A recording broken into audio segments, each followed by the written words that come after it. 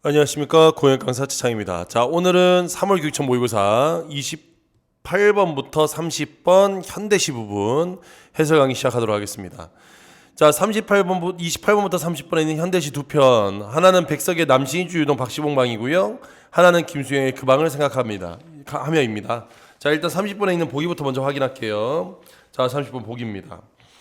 시적 공간의 하나인 방은 화자가 처한 상황과 화자의 내면 의식을 드러내는 경우가 많습니다. 가의 방은 화자가 자신에 대한 생각을 되새기는 공간이면서 내적 의지를 떠올려 앞으로 살아가야 할 삶의 자세를 생각하는 공간이에요. 그러니까 자기 자신에 대한 생각을 되새기면서 내적 의지를 떠올리는 공간이고요.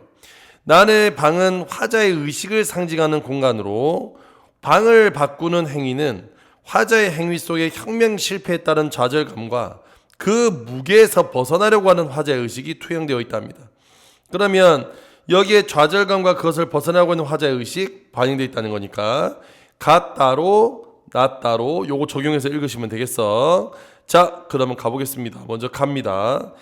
자, 제목 여기 백석의 남신이주 유동 박시봉 방은 여기는 이 시를 이해하려면 여기는 이 시 제목이 가지고 있는 특징도 여러분이 좀 기억을 하셔야 돼요. 그러니까 여기는 이 시는 제목이 남신이주 유동 박시봉인데 이거 주소 같지 않나요? 그죠? 신이주는 들어봤지. 왜 신이주 찹쌀순대 말고 들어봤잖아. 그래서 여기에 남신이주 유동에 사는 박시봉이란 사람의 방이야. 그래서 지금 요거는 지금 뭐냐면 화자가 살고 있는 집의 집 주소이고 이 집 주소를 제목으로 썼다는 건 이 글이 전반적으로 편지 형식을 취하고 있다. 편지 형식을 취하고 있다. 이걸 이제 서간문이라 그래. 좀 어려운 말로. 이런 형식을 취하고 있는 겁니다. 그러니까 화자가 누군가에게 쓴 편지의 형식. 그래서 제목은 그 편지를 보내는 봉투에 적을 주소 이름. 이렇게 돼 있다고 보시면 되겠습니다. 무슨 말씀인지 알겠죠? 예, 그런 내용의 시가 되겠다. 아는 거 하면서 지금 여기는 요 시 한번 읽어보도록 하겠습니다. 갑니다. 어느 사이에 나는 아내도 없고, 자, 아내도 없어. 또 아내와 같이 살던 집도 없어지고, 그리고 살뜰한 부모며 동생과도 멀리 떨어져서 그 어느 바람새인 쓸쓸한 거리 끝에 헤매였다. 자, 쓸쓸한 거리 끝에 헤매였대. 그럼 여기까지가 화자의 지금 상황. 화자는 외로운 처지에 있음을 보여줍니다. 외로운 처지를 강조해주고 있어요. 아내도 없고 집도 없고 가족과 동생들도 없어요. 바로 날도 저물어서, 자, 날은 저물어서 바람은 더욱 세게 불고 추위는 점점 더해오는데, 자, 상황은 점점 심화되어가지, 그지? 심화되어가는 상황. 나는 어느 목순의 집 헌사슬간, 여기서 헌사슬간 한 방에 들어서 주인을 붙이었다 하는데 이때 아마도 요 목수의 집 이름이 박시봉 씨일 거예요. 박시봉 씨. 그래서 이 집에 새를 들게 되었다 이겁니다. 새를 들게 되었다. 이리하여 나는 이 습내나는 춥고 느긋한 방에서 낮이나 밤이나 나는 나 혼자도 너무 많은 것을 생각하며, 이때 생각한다는 건 보기 내용으로 하자면 결국 자신의 삶을 생각해 본 거야.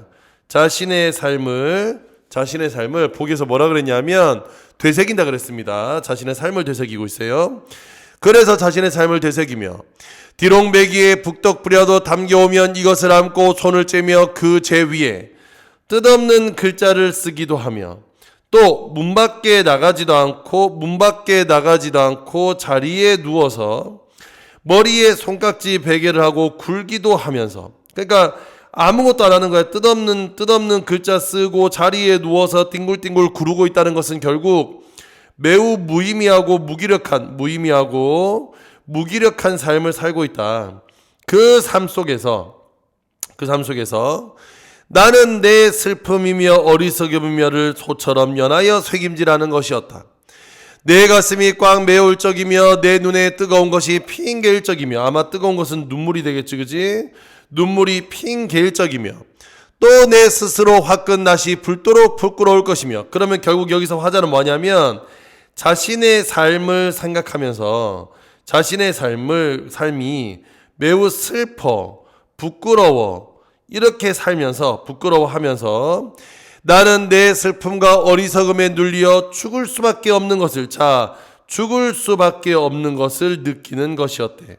그러면 지금 여기는 이 화자는 몹시나 자기 삶에 대해서 좌절하고 절망하고 있다는 걸 알겠습니다. 결국 극단적인 선택을 생각하고 있는 거야. 딱 지금 나 자살할 수밖에 없다. 그러나, 자, 이렇게 그러나는 시상의 전환. 자, 시가 전환되는 거예요. 마이너스에서 이제 플러스로 바뀌는 거야. 잠시 나는 고개를 들어서, 자, 고개를 들었어요. 그러면 고개를 들었으니까 여기서 뭐가 되냐면 상승 이미지가 되겠다고. 상승 이미지. 상승 이미지는 아무래도 지금 현재 이 절망적인 처지를 극복하겠다는 거하고 관련이 있겠지요. 허연 문창을 바라보든가 또 눈을 떠서 높은 천장을 쳐다보는 것인데, 이때 나는 내 뜻이며 힘으로 나를 이끌어가는 것이 힘든 일임을 생각하고, 그러니까 내 뜻으로, 내 힘으로 나를 이끌어가는 것은 매우 힘들어. 즉 나를 이끌고 가는 것은 이거보다 더 크고 높은 것이 있어서, 다 더 크고 높은 것이 있대. 이걸 뭐라고 하냐면 운명이야. 결국 이렇게 살아가는 나의 운명이라고. 그래서 나를 마음대로 굴려가는 것을 생각하는 것인데, 그 말은 자신의 시련과 고난을 결국 운명적으로 수용한다는 얘기입니다. 운명적으로 수용하는 거야. 운명적으로 받아들인다고.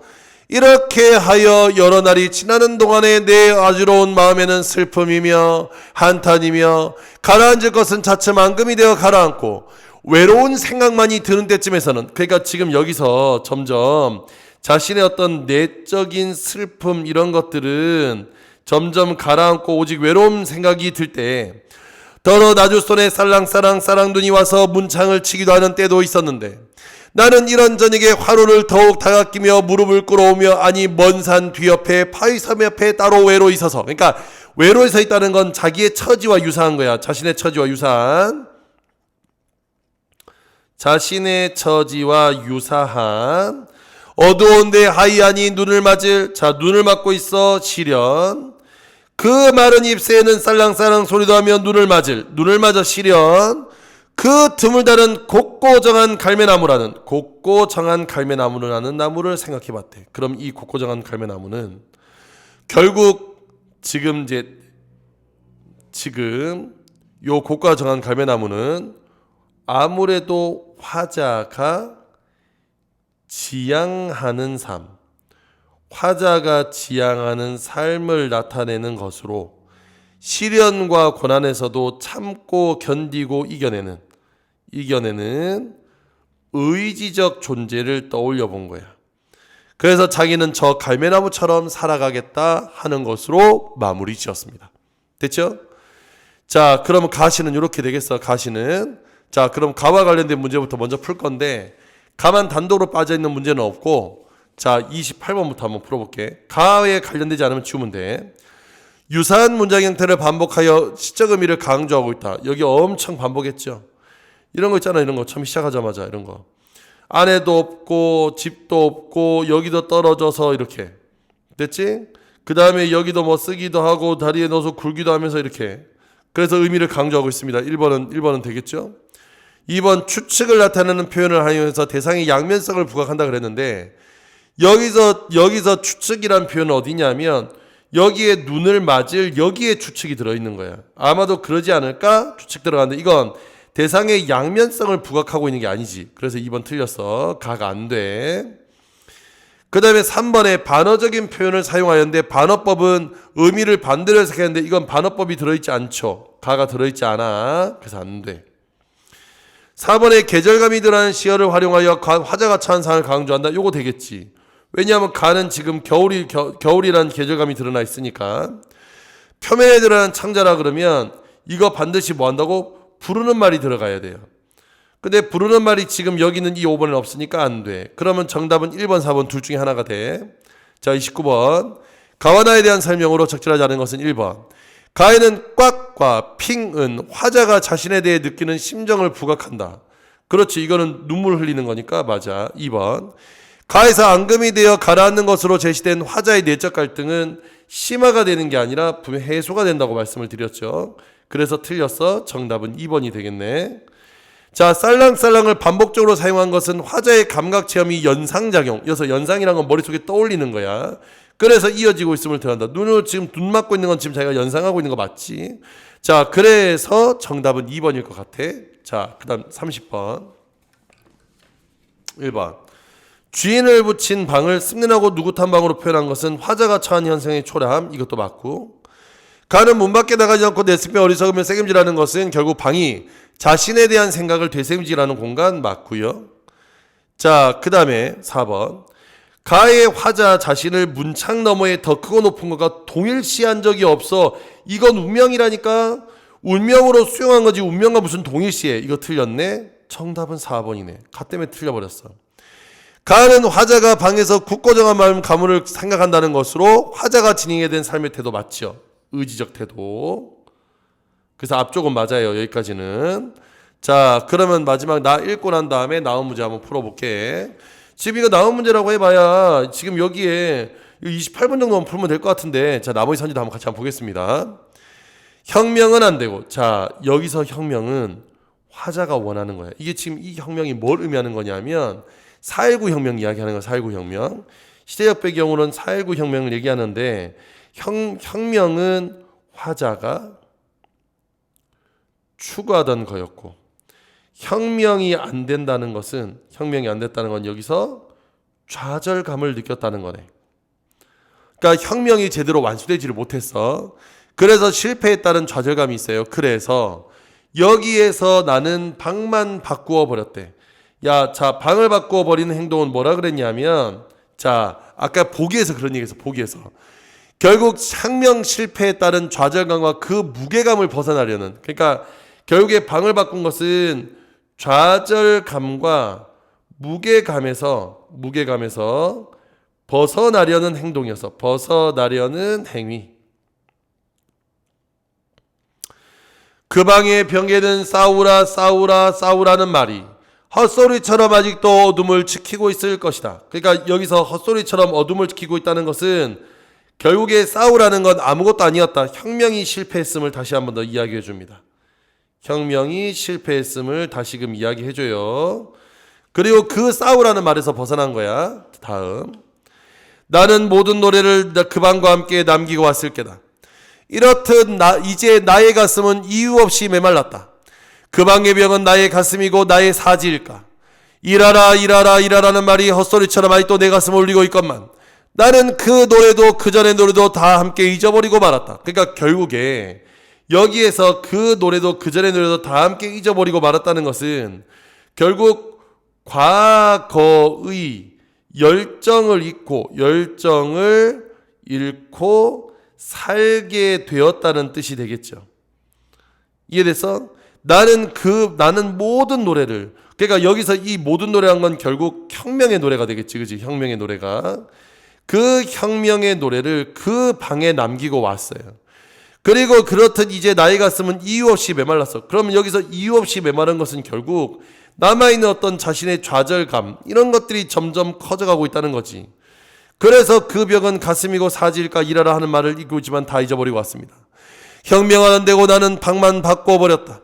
나는 이제 녹슬은 펜과 뼈와 광기, 실망의 가벼움을 재산으로 삼을 줄 안다. 그러니까 결국 실망의 가벼움을 재산으로 삼는다는 것은 이전의 모든 것들을 버리고 현실을 수용하겠다는 거지. 현실을 수용하게 되었다는 거야. 이 가벼움 혹시나 역사일 줄 모르는 이 가벼움을 나는 나의 재산으로 삼았다. 그러니까 결국에 이 가벼움을 나는 나의 재산으로 삼았다는 것은, 자, 여기서 이제 이 실망의 가벼움을 재산으로 삼고 그 가벼움을 나의 재산으로 삼고, 그래서 지금 이건 결국에 그 무게감으로부터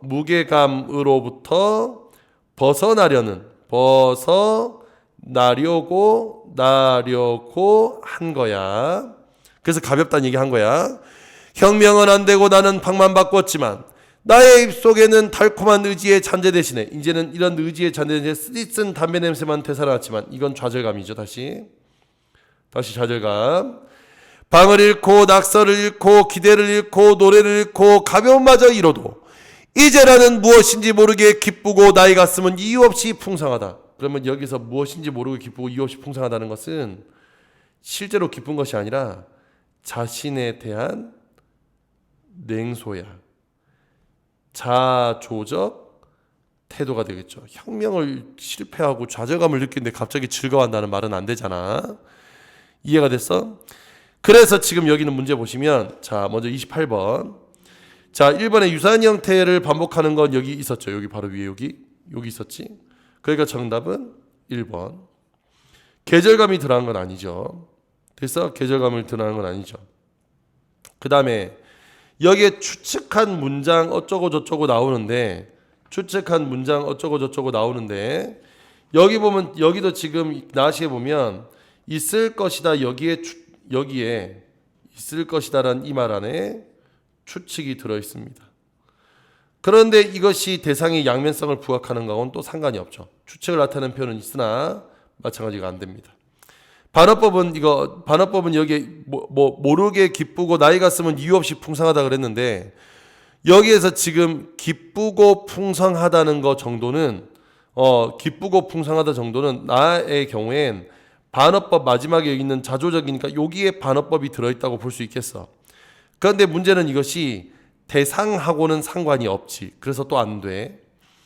그 다음에 계절감하고는 상관이 없죠. 이 나는 계절감은 전혀 상관이 없고 표면에 한 청자 없으니까 정답은 1번이 정답이 되겠습니다. 자 29번 가와나에 대한 설명으로 적절하지 않은 것은 그랬어요. 정답은 2번이었는데 3번에 싸우라 일어나는 헛소리에 연결된 것은 혁명의 외침을 공허하게 느끼는 화제의 인식을 드러낸 것이야. 그치 공허하게 느끼는 거 왜 실패했으니까 맞지요? 나에서 쓰디쓴 달콤한 같이 대비된 것은 자신의 지향형과 괴리된 현실에 대한 화제의 정서를 부각하는 거 맞지. 자신의 냉소. 자 그 다음에 3번에 3번 나의 모든 생각을 급하게 남기고 나와 함께 왔을 게다라고 해서 혁명에 좌절된 상황을 드러내는 거 있다. 맞지요? 그 다음에 나는 나의 벽을 나의 가슴 나의 사지와 동일시함으로써 방이 화자의 내면의식에 미친 영향을 드러낸다. 요거는 뒷말은 맞을 수 있겠네. 그지? 뒷말은 맞을 수 있겠네. 그래서 요 뒷말은 맞을 수 있어. 앞말은 틀렸으니까 정답은 4번이네. 그 다음 5번에 나의 화자가 막강하고 실망의 가벼움을 제자 삼을 줄 안다는 것은 결국 화자가 지닌 삶의 태도인데 이건 그의 무게감을 벗어내고자 하는 그의 무게감을 벗어나고자 하는 마음이라고 할 수 있죠. 그래서 이 문제의 정답은 4번이 정답이 되겠습니다. 됐죠? 자, 그러면 시험 이렇게 되겠습니다. 자, 이렇게 되니까 정리하시면 될 것 같고요. 저는 다음 시간에 문학 마지막 지문으로 돌아오겠습니다. 그럼 다음 시간에 다시 뵐게요. 안녕.